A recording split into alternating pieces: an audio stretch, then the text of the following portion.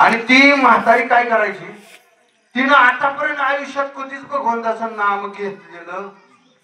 त्या मुलांना काळजी वाटू लागली, काय करावं काय करावं. आता आपली आई आहे अजून तिनं कवा शिव्याशिवाय पाणीच, कोण पाहुणा येऊन नाही तर रावळाही नाही तर कोणी येऊन उन्मत्त बोलणं, हिनं देवाचं कधी नाव घेतलं नाही. काय करावं काय करावं. त्या गावामध्ये सप्ताह बसला, पोरांच्या डोक्यात आलं आपण काय करू, त्या वारकऱ्याला घेऊन पंगतच घालू आपल्या घरी, जेवण चांगलं करू. आणि जेवण चांगलं करू म्हटल्यानंतर मग ठीक आहे म्हटले, पोरांचंही ठरलं. सप्त्यामध्ये कमिटीला येऊन सांगितलं आमचं पंगत ठेवा. तो दिवस वजरला आला. संध्याकाळी महाराज लोक जेवणासाठी घराकडे चालल्यानंतर त्या महाराजाला त्या मुलांनी येऊन विनवणी केली, एकच काम करायचं, आमची आई बाहेर बसलेली आहे तिथं पलंगावर, तुम्ही एकच करायचं, फक्त जायचं आणि जाताना आईकडे बघून फक्त काय म्हणायचं, रामकृष्ण हरी एवढं म्हणायचं आणि एक एक जणांना आत जायचं. म्हणजे इकडं महाराज रामकृष्ण, कमीत कमी महाराजाला लाज होत तरी माणसं म्हणते ती ईडवारी नाका म्हणा, पण आपण दिसल्यावर म्हणते जय हरी, तसं म्हातारी म्हणत. ठीक आहे म्हटले, अशी युक्ती लढवली. महाराज लोक गेली जेव्हा घरामध्ये जाताना रामकृष्ण हरी असं म्हणत म्हणत म्हणत ती महाराज आत शिरले. म्हातारीनं काय म्हणावं, म्हातारी काय म्हणली असेल बाबा, मायबाप काय म्हणली असेल म्हातारी. म्हातारी म्हणली वेलकम वेलकम. आता काय करावं, मुलांना काळजी वाटू लागली, आता काय करावं.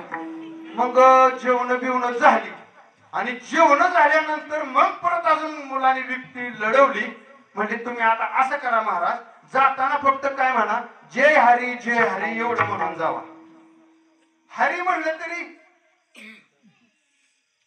सांगायचा मुद्दा आपल्याला वेळ नाही, एकदाच फक्त नाव घेतलं होतं नारायण. मरतेवेळी एकदाच फक्त नाव घेतलं, त्याला यमदूत नाही आलं आणि विश्वदूत पण नाही आलं, विष्णूचं पण. यमाच्या दूताला म्हणले एकदा जीवनात देवाचं नाव घेतलंय त्यानं, विष्णूकडे त्याला जावं लागलं. एकदा जरी जीवनात नाव घेतलं तरी आजा मेळा पापरासी नामे नेला, एकदाच नाव घेतलं होतं. तसं एकदा का हरी का म्हणा, हरी कोणाचं नाव आहे, पांडुरंगाचंच नाव आहे, जय हरी म्हण. ठीक आहे म्हणले, बाहेर निघाली. चौकटीनं महाराज म्हणले जय हरी. म्हातारी म्हणली बाय बाय बाय बाय. आता काय करावं म्हटले, महाराज लोक गेली मंडपामध्ये. आता काय करावं या म्हातारी, आपल्या आईला आयुष्य जर संपत आलं, ही देवाचं तर नाव घेणार. पोरांनी सकाळ उठून काय केलं, उचलली गाडीत घातली, नेहली विठ्ठलाच्या मंदिरासमोर गावात आणि गावाच्या देवाच्या समोर, देवळाच्या समोर उतरवली गाडीतनं आणि म्हणली आई हे काय आहे. त्या म्हातारीला काय म्हणली, आई हे समोर दिसतंय ते काय आहे. ती कुठे उभा होती, मंदिरासमोर.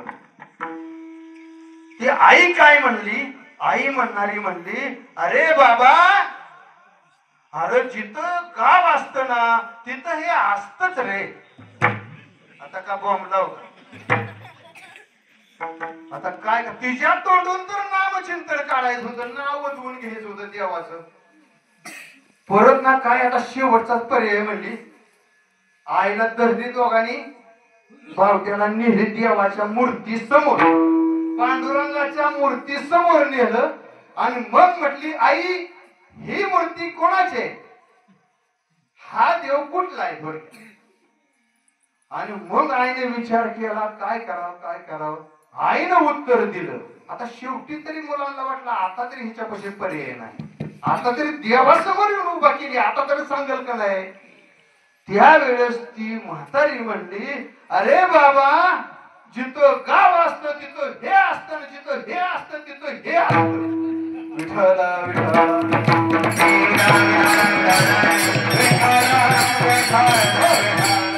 आणि मग असं करता करता काय झालं, तिचं आयुष्य संपलं. म्हातारी गेली.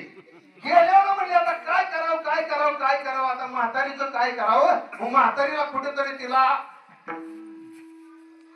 मोक्ष मुक्ती मिळण्यासाठी कुठेतरी तिचे आपण नेऊया राग माते नेऊया आणि नाशिकला जाऊन तिचं विधी करू. ब्राह्मणाला फोन केला या घेऊन म्हणली, पण ट्रेन मध्ये अडवते म्हणून घोपटी केली, बारीक राळ केली, भरली डबी तर गेली घेऊन गेल्यावर महाराज गेले होते हात पाय धुया गेल्यानंतर आल्यानंतर म्हणले आणा बसा पूजेला. ती डबी उड काय केली, डबी सापड नाही. कशाची होती, हाडाची आणि राखाची बारीक करून टाकली.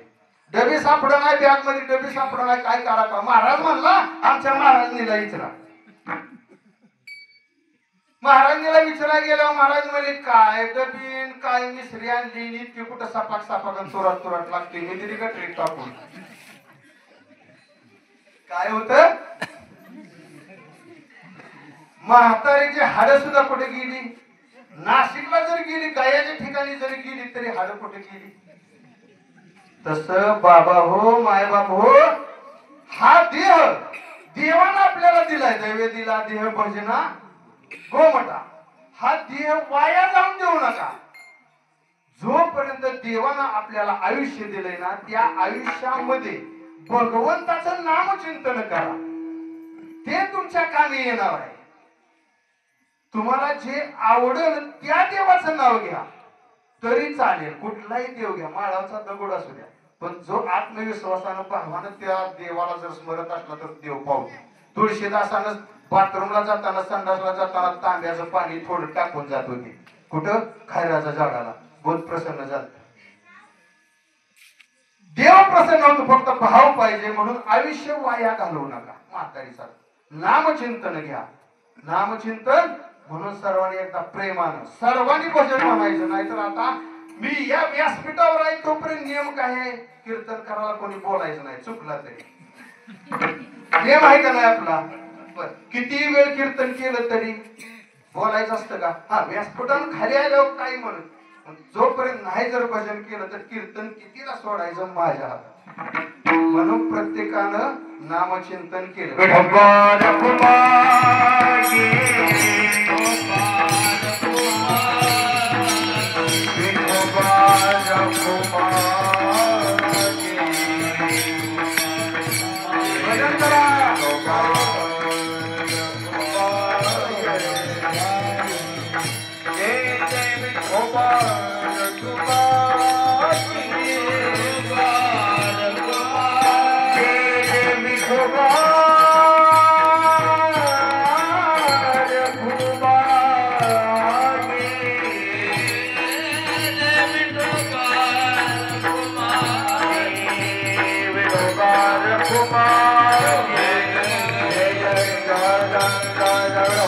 Kumar,